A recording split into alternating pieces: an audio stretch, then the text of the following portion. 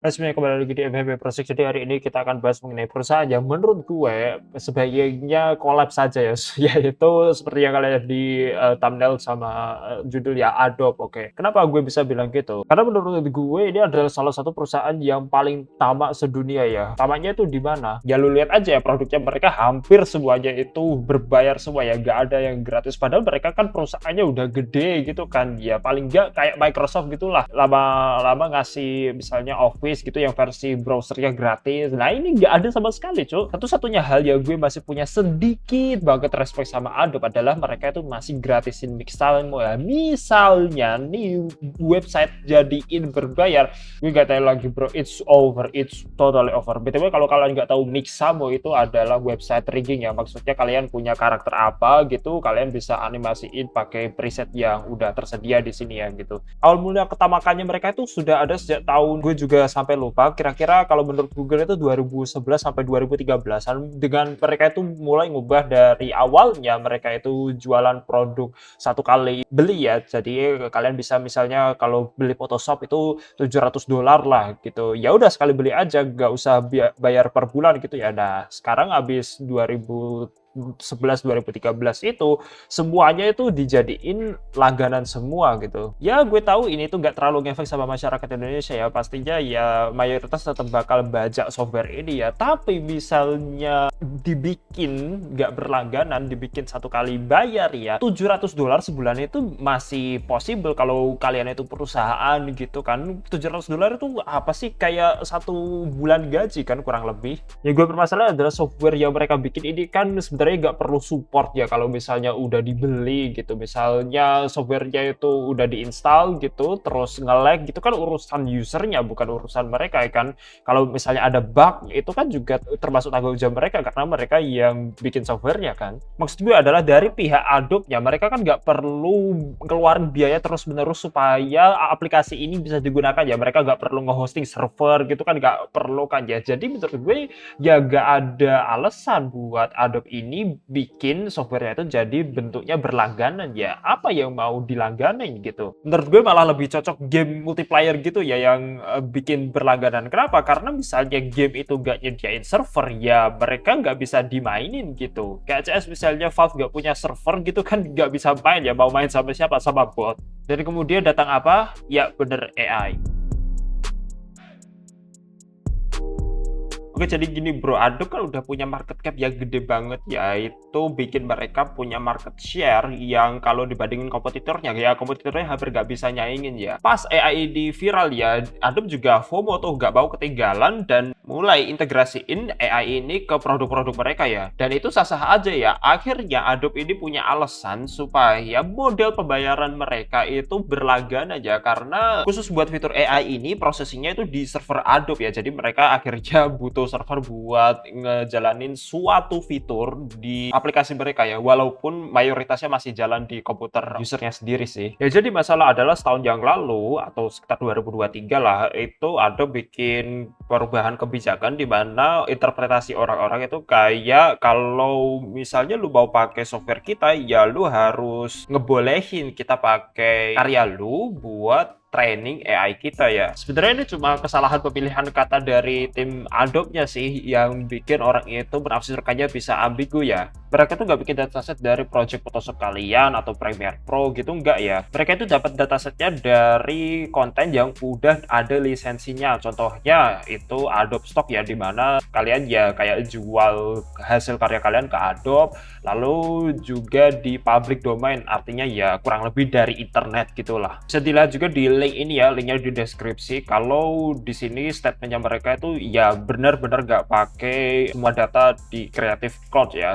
Untuk yang stock contributor atau di Adobe Stock tadi ya emang dipakai, soalnya ya itu termasuk dalam lisensi agreementnya dia, termasuk dalam kesepakatannya kalau lu mau jual di Adobe Stock ya karya lu jadi dataset gitu. Oke, itu tadi buat AI-nya ya, gue nggak terlalu banyak komen di situ, dan ya gue mau balik lagi ngomongin soal pembajakan di Adobe ini ya, dan gimana respon Adobe soal pembajakan software-nya itu.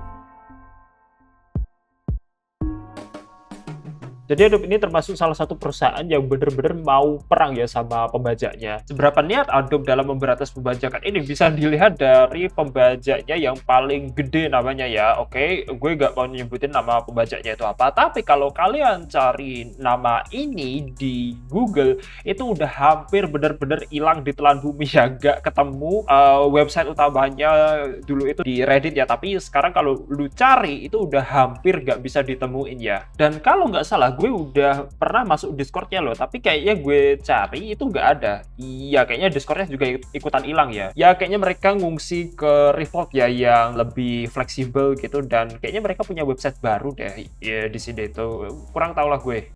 Intinya kalau ditanya soal niat, Adobe gue akuin emang bener-bener niat buat ngilangin versi bajakan softwarenya ya. Tapi sesusah apa sih ngebajak software Adobe itu? Bukannya security-nya mereka bagus ya? Oke, sebelum sesi video ini dimulai, gue mau bilang bahwa video ini dibuat itu hanya untuk edukasi ya. Dimana gue bilang ke lu, Adobe, bahwa exploit ini masih bisa dijalankan. Dan kalau lu mau benerin, caranya di-update ya, bukan dengan ngeblokir channel gue pakai strike gitu. Oke, clear? Kita lanjut. Sebenarnya gue bilang bahwa gue gak akan nyebut apa nama grup yang bikin exploit ini ya. Tapi ya taulah ini YouTube, pasti nanti akan ada yang komen di bawah ya. Keunikan dari exploit ini adalah mereka tuh masih menggunakan Creative Cloud yang versi officialnya dari Adobe ya. Jadi lu bisa install yang kayak launchernya Creative Cloud itu di Adobe, tapi masalahnya entah kenapa hari ini tuh ini nggak bisa diklik ya. Biasanya habis ini diklik itu langsung start downloadnya gitu file installernya, tapi di sini nggak mau. Udah gue coba di Edge juga dia sama nggak mau ya. Mungkin nanti kalau kedepannya ini bakal di fix, tapi anggap aja lah lu bisa download kemudian install Creative Cloud-nya ya. BTW walaupun gue udah login, ini tetap nggak bisa diklik ya downloadnya. Gue nggak tahu lah ini kenapa. Tadi pas download lu diminta login ya, tapi nggak masalah, lu pakai akun yang nggak beli apapun juga bisa login dan install kayak biasa ya. Kalau udah berhasil diinstal, kalian settingin dikit ya di file, kemudian preferences, di sini di app matiin auto update-nya, sama di general matiin yang 3 inilah pokoknya. Kalau udah lu bisa lihat list aplikasi yang Adobe punya di bagian app di bagian kiri ini ya. Kemudian ya kalau lu bisa lihat-lihat apa yang bisa lu install dan harus lu beli di sini. Tapi kita nggak perlu ini, kita quit aja. Caranya di file kemudian quit Adobe Creative Cloud ya. Oke, step penting nih. Jadi kita ke Windows, kemudian di setting, lalu kita cari update and security, kemudian di bagian Windows security cari yang Windows Defender itu ya, pokoknya matiin lah Windows Defender-nya di bagian ini Windows 10 ya PTW kalau punya gue yang ini. Kemudian real time protection-nya matiin ya.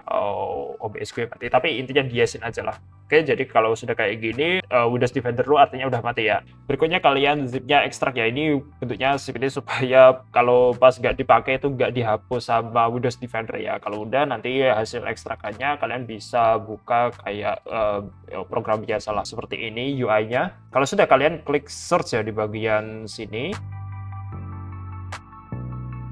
Oke, di sini udah agak banyak filenya karena gue udah install beberapa aplikasi ya. Kalau misalnya awal-awalnya kalian pasti coba punya yang Creative Cloud yang paling atas itu ya. Gue contohin cuma nge-ACC yang Creative Cloud-nya aja, kemudian diklik patch aja ya. Klik. Oke, coba gitu aja. Kemudian kita coba buka Creative Cloud-nya lagi ya. Oke, sekarang kalau kita cek yang di bagian app itu di sini sudah tulisannya nggak trial lagi, tapi udah jadi install ya. Nah, kalau bisa kalian itu install yang versi paling lawas ya. Jadi kita klik yang titik 3 ini, kemudian di other version kita cari yang versi paling lawas. Contohnya di sini yang versi 24 ya. Contohnya yang Premiere Pro, kita cek ya. Yang gue install adalah versi 24 juga. Oke. Gue kasih contoh lah, misalnya gue install yang Media Encoder aja ya, other version, kemudian klik ini install, tunggu dulu ya. Oke, bisa dilihat bahwa sekarang Media Encoder udah keinstall ya. Kalau udah, kita kembali ke aplikasi ininya, kita ke main lagi, lalu kita search ulang ya. Oke, kita centang yang kita butuhin aja ya. Contohnya kalau di sini yang Media Encoder saja, lalu kita klik patch. Oke, kalau sudah baru kita bisa buka aplikasinya ya. Ya, dan bisa kita lihat, bisa kita pakai ya. Kalau misalnya muncul pop-up seperti ini, kalian klik yang pop-up ini ya. Ini nanti bakal ngasih firewall supaya aplikasinya nggak bisa ngakses server Adobe buat ngecek lisensinya asli apa enggak ya. Tapi sekitar sebulan sekali Adobe itu nggak ubah IP-nya sehingga pop-up-nya bisa muncul lagi. Kalau misalnya muncul lagi ya tinggal klik ini lagi ya. Itu aja buat hari ini. Kalau kalian ada pertanyaan, komen aja di bawah. Kalau kalian bisa support di traktir, mohon bantuannya berapa saja, sangat membantu. Dan ya, sampai jumpa di video berikutnya. See ya!